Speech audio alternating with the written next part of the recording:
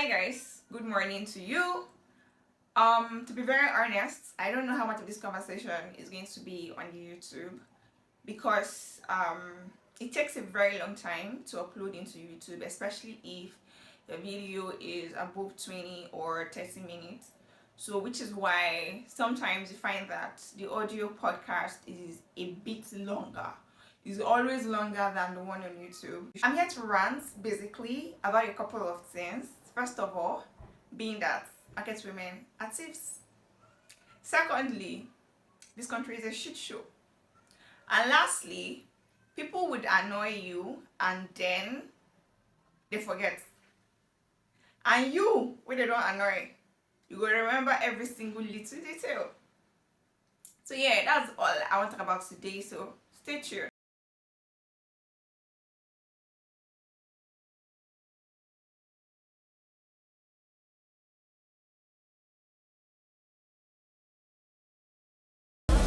So there's been this thing where sometimes you say something or something happens, right?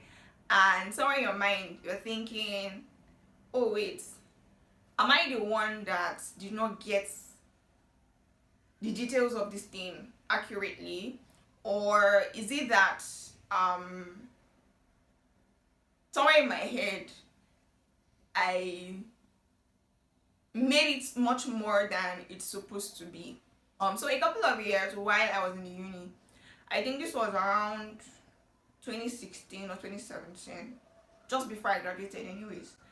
And I can't remember how I became friends with this person. Oh, I do remember. So I don't know how many of you guys know that I used to bake. Yeah, Mara Cetera was my brand name, or is my brand name. I still have that. I had my business name registered and all that. I started Mara Cetera when I was in, I think, 200 level. Yeah, I like to bake then to distress.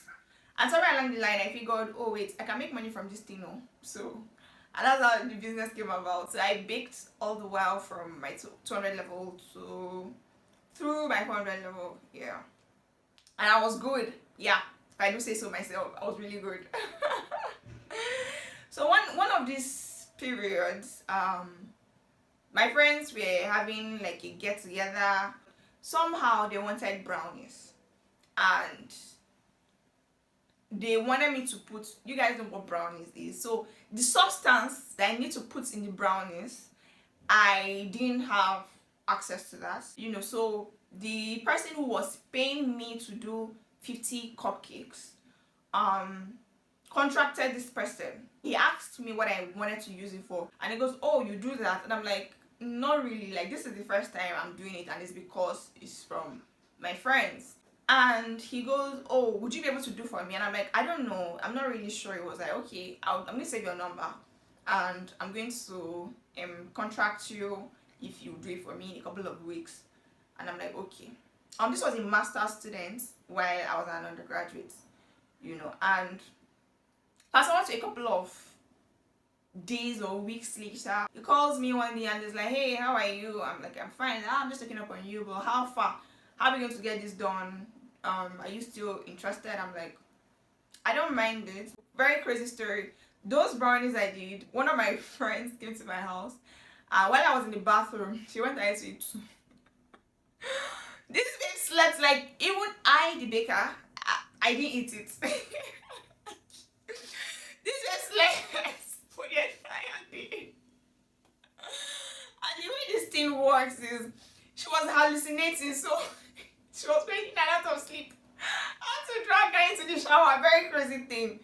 But yeah, that's why I don't go to a baker's house. But like, yeah, a couple of weeks down the line, we start to talk and converse, and we began to form a little bit of friendship. He would call, hey, how's your day going? And all talk. I would console him. I would offer him counsel.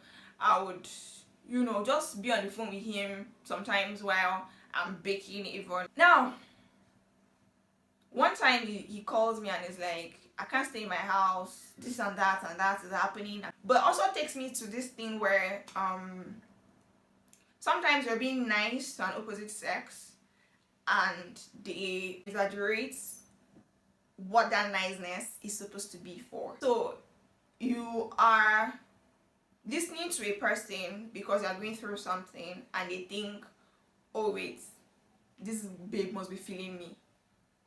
He had been to my house, I think 2 or 3 times, if I'm not mistaken.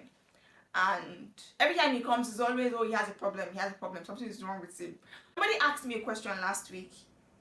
It wasn't a question he asked me. I think he just made a statement, so to say. And he said, there are people who think that, I can't remember how he coined it anyways, but I remember that it was in the line of depression. But I remember that my statement to it was, is it of two things? Some people who are crying that they are depressed may be actually a cry for help, that they need help, they need somebody to speak to, they need somebody to help them in their situation and all that. And second one being that maybe they are looking for pity. So when people always say that, oh, I'm depressed, and it's beginning to seem like, oh, this person gets a king of it, then it's possible that there's something that depression is getting for them. I don't know if that makes sense, but yeah, that was just this week, I think. I can't remember if that was his own situation, and I remember this particular day he was at my place. One thing led to another. He starts to complain again. Before I knew what was happening, his trouser was off. Before I knew, this was in my house. You know, if I knew what was happening, shirt was off. Before I knew what was happening, this guy was semi-naked and I was fighting for my life. Basically. Because I remember struggling, me telling him stop, and he wasn't listening, and I screamed and I went to my kitchen and I grabbed a knife. And I think that was when it dawned on him that maybe we were actually not on the same page. You know this thing where people say, and that's why I hate it so much. There's this guy from my uni in my church. A couple of my friends remember this thing. In 2020, 2021, every time I made a post, he was always antagonizing it, especially when it concerns women's equality and whatnot. He always had reasons to come down and argue with me, and I'll argue with this guy to the point that I'll start sweating. Because it always made me feel like, oh, maybe this guy had raped a couple of people with the mindset of, oh, some girls actually say no when they mean yes. And I'm like, no. When I tell you no, I mean no. Like, why would I want to drag with you and fight and sweat when I actually mean yes? It doesn't make sense. So, but after a while, I just blocked him and I'm like, I don't want to be arguing this with anybody anymore. And he would even go as far as telling me different scenarios where this has happened. So, again, this guy, I kicked him out of my house that night. One of my neighbors then, I don't know if he's going to remember this thing, Fasasi, but I remember him coming to my house like 5-10 minutes after I had kicked the guy out, and he was like, touched my forehead and touched my neck like, why are you sweating? Queen, why are you sweating? What's happening?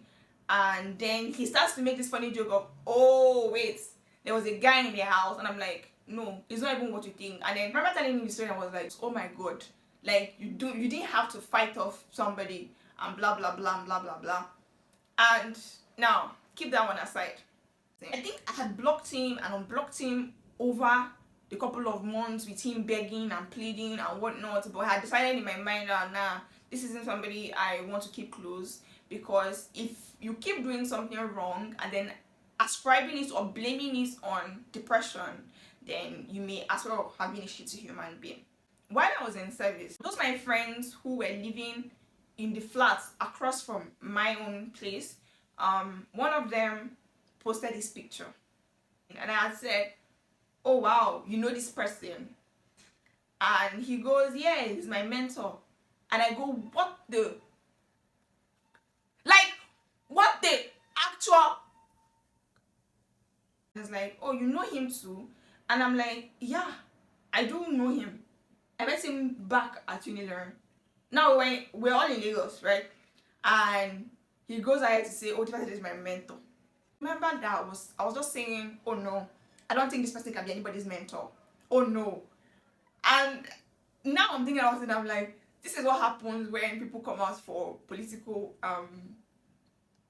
positions, and you find out some people are saying that, oh, this person is a bad person, or this person isn't who they are claiming to be.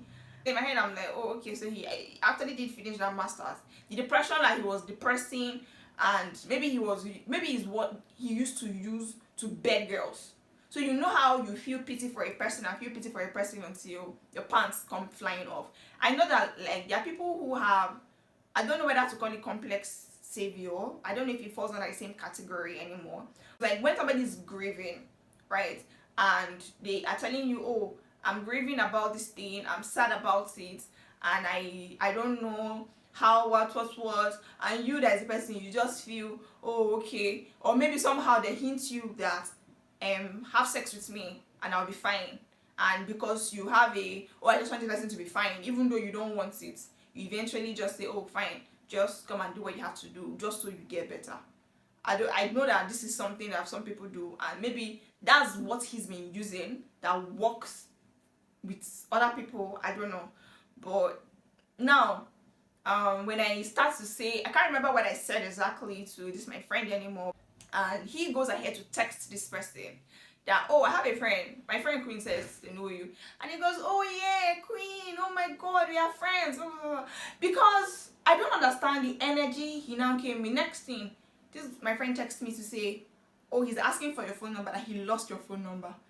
And I said, you know what, give it to him. And again, I say that when people offend you, sometimes I don't know if it's pretense, or they somehow have short memory span, or they have different recollection from their memory than what actually went down. So he now comes, oh, hi Queen, it's been such a long time, how have you been? I was like, I have a plan. Like, there's something in my head. If this guy is forming, oh, I don't remember what happened that we stopped communicating. Oh, I sure will remind you in case you've forgotten. And so he goes, oh, we should hang out and whatnot. And then I ask him, do you remember why we stopped talking?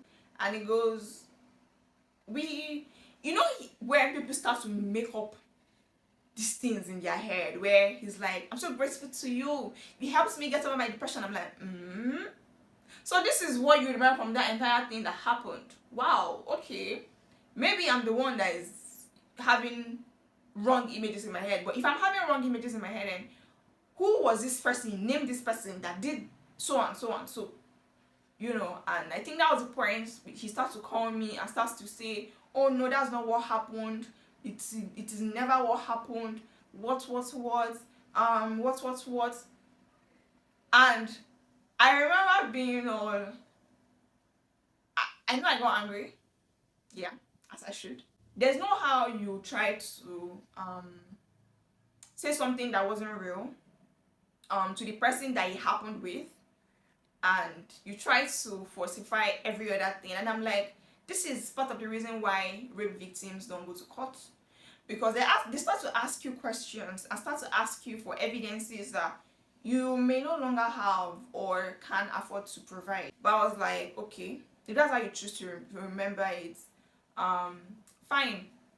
I'm not going to curse you, neither am I going to swear at you, but I'm just only going to give you this, that one day this same thing may play out in a situation where you may no longer be able to tell this tale that you're telling right now.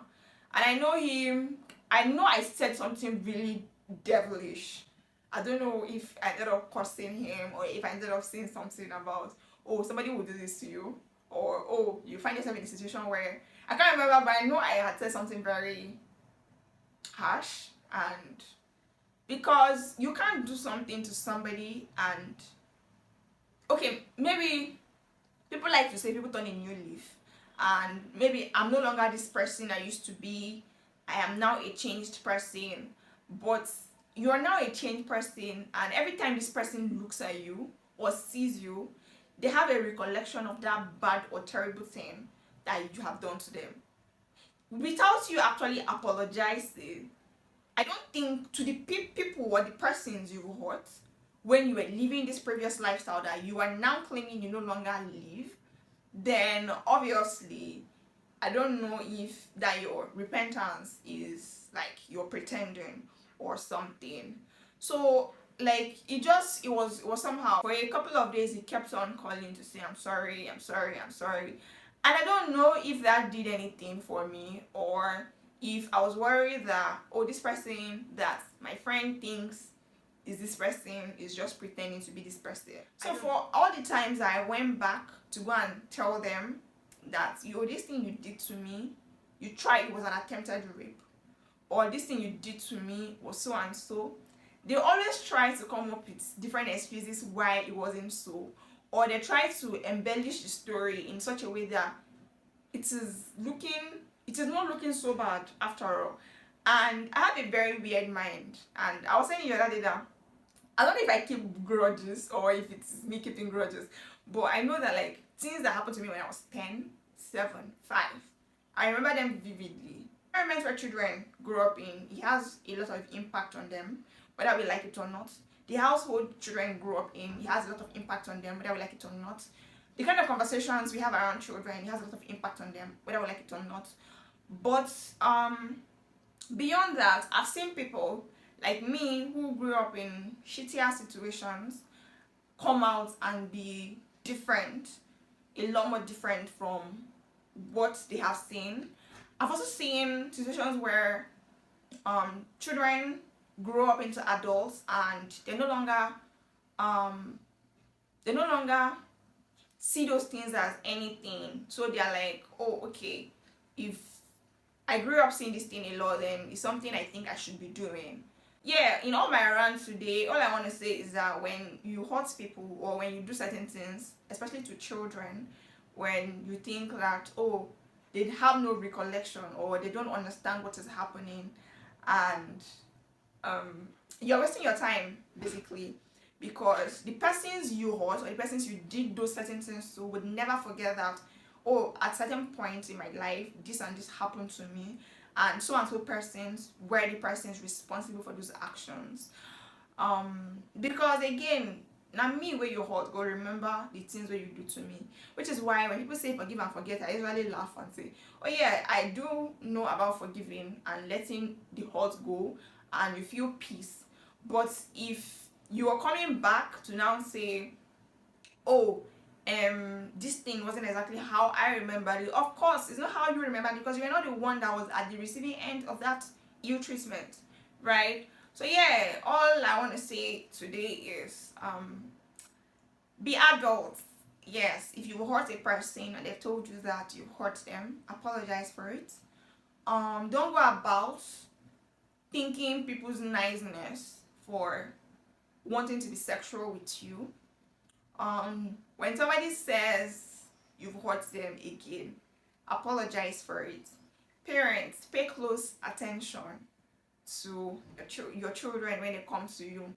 When Aisha told me this story this week, I know I had said this on the podcast last year, but it made me feel a type of way, because I know that I didn't say those things to my friend at that point to say that, oh, I knew exactly what I was doing because I was a child. I was 11, 12, or 13 even. But I do remember that I am talking a lot more about these themes as an adult, and I don't know if it was a way for me to cope, because I know that I didn't always feel sad. Like when I had done those things and told them off, I didn't feel sad, neither did I feel bad. I just felt, oh, it was a shitty world we were living in. Now that somebody is reminding me that I had told them exactly when it happened, it made me feel somehow, and I wasn't happy about that. Yeah, I wasn't happy about that. If I know where that man is today, I'm going to look for him. But yeah, that's what I came to rant to you guys about. Don't offend people and make it seem like, oh yeah, you offender, you can forget. But where you offend, we don't forget these things. So always mind what you say. Don't always jump into conclusion, or like that my used to church friend who used to think when a girl says no, she means yes. Like I've talked about consent a couple of times, so maybe I'm going to do another consent video, because I know it wasn't up here, it was on the audio podcast. I'm going to talk about it again so that everybody understands what consent really means. Being nice to you doesn't mean I want to have sex with you, or me complimenting how handsome you look or how good the shirt looks on you doesn't mean I want to get under the sheets with you.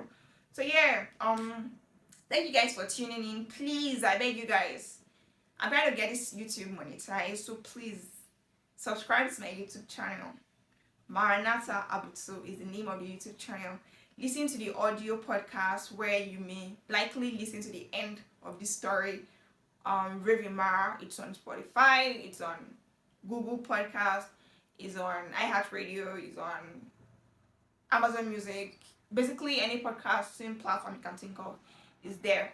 Thank you again and see you next week. Bye bye.